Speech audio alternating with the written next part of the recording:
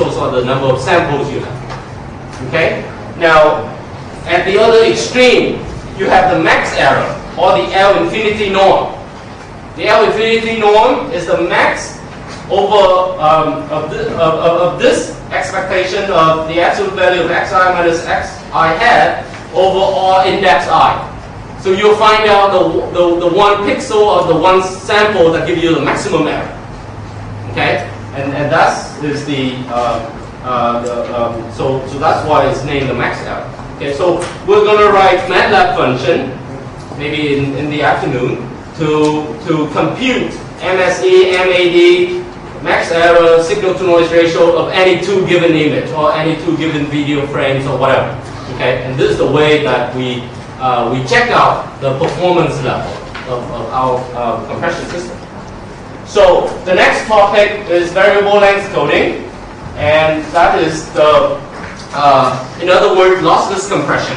Okay. In order to do this, we need information theory, which is a measure of how much information we have in any given signal. Okay. Information theory seems to be the area in signal processing that requires the fanciest math. And actually transactions in information theory is regarded as the top level journal in our field. Okay, so information theory is typically rank number 1. It's pretty tough to get in. And after that, maybe transactions on signal processing, and after that, maybe transactions on image processing, so on and so forth. Okay, so now information theory is a way that we try to measure the amount of information in the signals, right? So the amount of information in the signal might not equal the amount of data that it produces. Sometimes you have huge data that carries very little information. Sometimes you have small data that carries a lot of information. Okay, so how do we measure the amount of information? Okay, now let's first define something we call self-information. Self-information is the information conveyed by an event A with probability of occurrence P of A. Okay, and the definition is this: I of A, okay, which is the self-information of this event, is log base 2 of 1 over the probability of A. So this is the inverse log of the probability. Okay? If you want to plot this, it will look something like this. Okay? So intuitively, what does this say?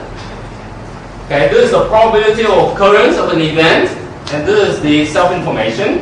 What it says is, if you know that the event is bound to happen, it carries very little information.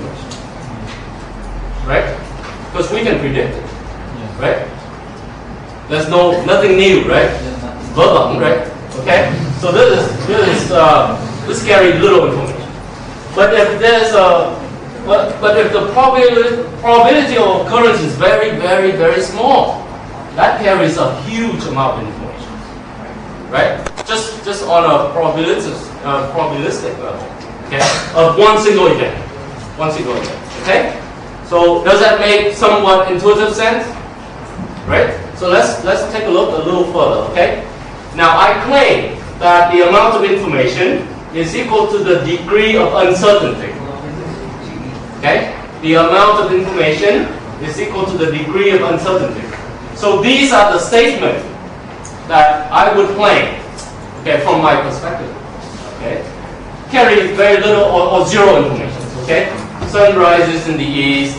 Okay, maybe it carries a lot of information back then before in the dark ages in Europe. Okay, but now it carries very little information.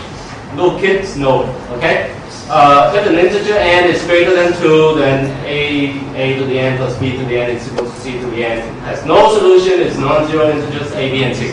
So this is Fermat theorem, right? Just got proven. Okay, we run an outrageous number of simulations and we cannot find anything. So it's the chance that this is true is really, really, really high, right? So it carries very little information. Now, little information means something like this. It will rain in Hanoi next week. Okay?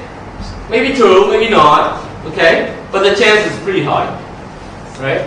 The chance is not that bad. So it will carry some information. Vietnam will join WTO within the next 3 years. Okay, there's nothing certainty about this, okay? But you know, there's a reasonable chance that it will happen. So these are statements that carries a little bit of information, or half the amount of information, whatever you want to think about. Okay? So let's take a look at something that has a lot of information, okay? A Vietnamese mathematician proves P is equal to NP. Oh my God, who is that? How did he do it? All these kind of questions, right? Yeah, this carries a lot of information. You know what P equal to NP means? Right. Okay, so this is a classic problems in computer science, right?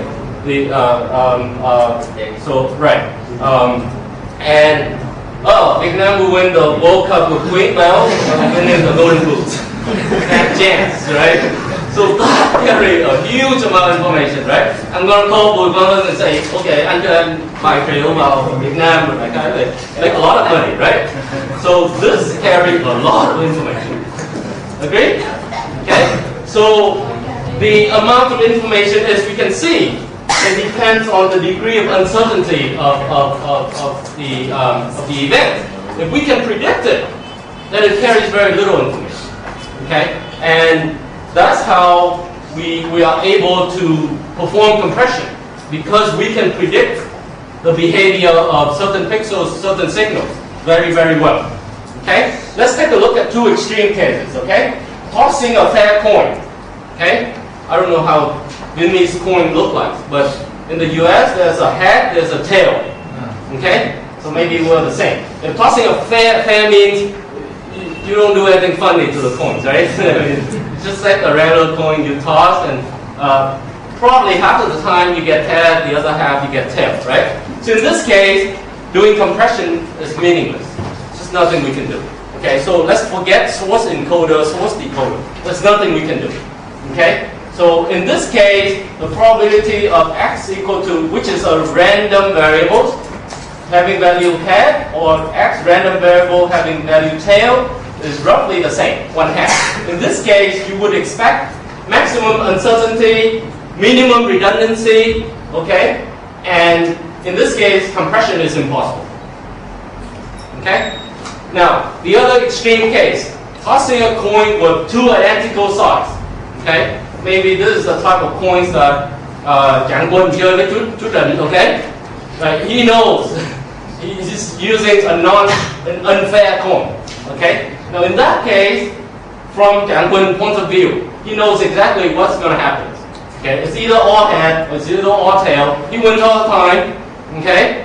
And in this case, from our compression perspective, there's also no need for compression, because we can perfectly predict, okay, this source only requires 1 bit of data, which is, can you tell me if it's head or tail? Okay, and that's it. From then on, you don't need to compress anything.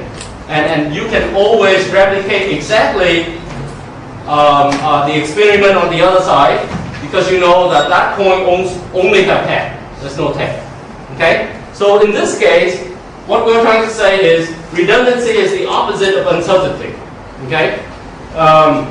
If we can predict something that it has a lot of redundancy, then in that case, we can do very good compression. If we cannot predict much, we will do only a reasonable amount of compression. Okay? Now, let's take the concept a little bit further. Okay? And I have self-information, but I have to weight it. Okay? An event might be very rare, but the probability of it having little chance of happening, like Vietnam winning the World Cup, is small. So in that case, in the weighted sense, that sentence